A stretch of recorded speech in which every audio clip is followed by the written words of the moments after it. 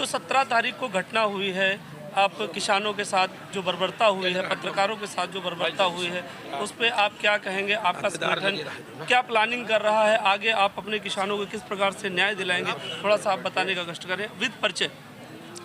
मेरा नाम मोहम्मद हलीम है। मैं भारतीय किसान राजू गुप्ता संगठन से उत्तर प्रदेश का मैं प्रदेश अध्यक्ष हूँ। देखिए, यहाँ जो अधिग्रहण हुआ 2013 से यहाँ पर अधिग्रहण शुरुआत हुई और 2013 से आज तक चल रहा है, तो किसानों की सहमति से हुआ। सरकार ने या लखनऊ विकास प्राधिकरण ने कोई गुंडागर्दी से नहीं ज़मीन कब्जा की है। तो जब सहमति से हुआ और मुआवजा भी दिया और मुआवजा देने के बाद उसके बाद 232 करोड़ रुपए हम लोग लड़े और लड़ने के बाद 232 करोड़ रुपए सरकार को बढ़ाना पड़ा मजबूरन, कोई हमें भीख की वजह से नहीं दिया गया।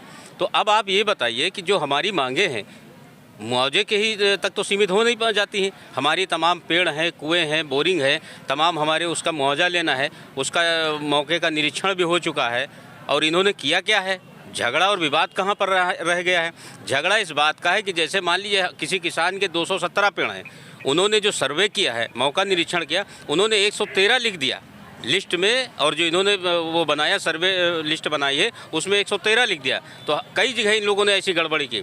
और जिन किसानों के कुछ पेड़ नहीं थे उन किसानों को बगैर पेड़ के मुआवजा दे दिया, 24-24 हज़ार 30-30 हज़ार रुपये दे दिया। जिन किसानों के वास्तविक में पेड़ हैं उनको 9,000 और 8,000 दिया जा रहा। तो लड़ाई यहाँ इस बात की है।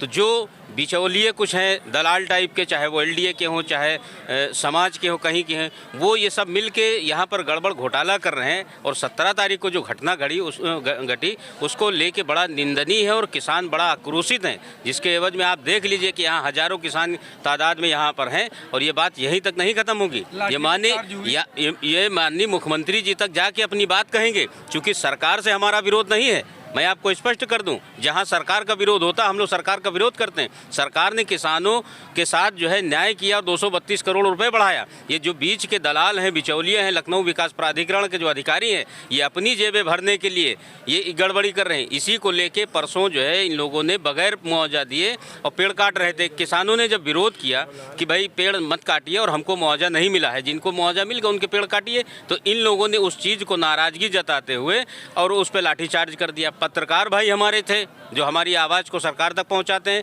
और हिंदुस्तान में पत्रकार भाइयों का एक ये कहा जाता है कि भाई ये लोकतंत्र का चौथा स्तंभ है। तो चौथा स्तंभ होने के अलावा जो है उनके ऊपर भी बर्बरता किया गया, उनको बदतमीजी के, उनको धक्का मारा गया, उनका माइक छीन लिया गया। तो ये चीज़ यहीं नहीं रुकेगी, ये सरकार तक हम लोग जाएंगे और बताएंगे कि वहाँ पर जो है सरकार और किसानों के बीच जो मतभेद पैदा कर रहे हैं, ये क्यों कर रहे हैं? ये अपनी जेबें भरने के लिए कर रहे हैं। मेन इशू है। क्षेत्रीय पुलिस थी और जो एलडीए के अधिकारी थे उनके साथ सुरक्षाकर्मी थे। जैसा आप वीडियो में देखिए कि जो उनके सुरक्षाकर्मी प्राइवेट सुरक्षाकर्मी है, उन्होंने पुरुष सुरक्षाकर्मी, उन्होंने महिलाओं के ऊपर धक्का दिया, उनको लाठी से मारा, मीडिया के ऊपर हमला किया। इसी तो बात क्या ये राइट है उनको? नहीं, इसी बात को लेके हम लोग माननीय मुख्यमंत्री जी से मिलेंगे और इसकी जघन्य हम लोग जांच का वो करेंगे, निवेदन करेंगे, इसकी जांच करें किसके आदेश पर प्राइवेट सिक्योरिटी गार्डों के तहत जो है लाठीचार्ज की गई। भाई अगर हम लोग गलती कर रहे हैं, हम लोग गलत काम कर रहे हैं, तो जो मजिस्ट्रेटी पावर जिसके पास है, चाहे वो एसडीएम हो, चाहे एडीएम हो, चाहे जो भी हो, वो आदेश देगा पुलिस को, पुलिस लाठीचार्ज करेगी। प्राइवेट सिक्योरिटी गार्ड वाले कैसे, उनको किसने आदेश दे दिया?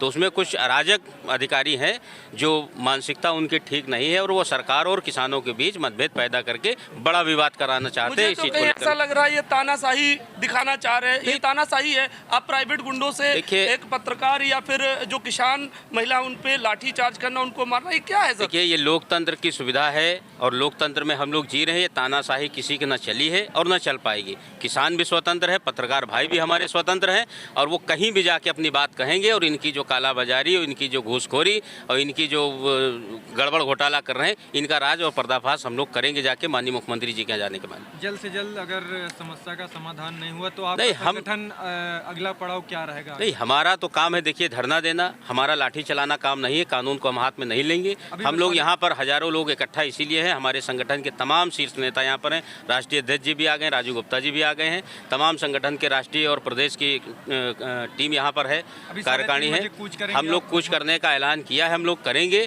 अगर न्याय हित के लिए अगर कोई बात हम लोगों के माफिक और पत्रकार भाइयों के माफिक अगर कोई बात रहेगी तो उस पर विचार किया जाएगा, नहीं तो हम लोग कूच का ऐलान किया और हम लोग यहाँ से चलेंगे। सरकार को, पुलिस को अगर लाठी गोली चलाना तो अपना तैयारी कर ले, अपना लाठी गोली चलाए, इसको कौन रोक सकता है। ठीक।